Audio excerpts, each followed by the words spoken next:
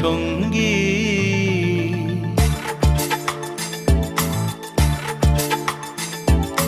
মনোমোর মেঘের সঙ্গী, উড়ে চলে দিক দিগন্তের পানে, নিঃসীম শূন্যে শ্রাবণ বর্ষণ সঙ্গীতে।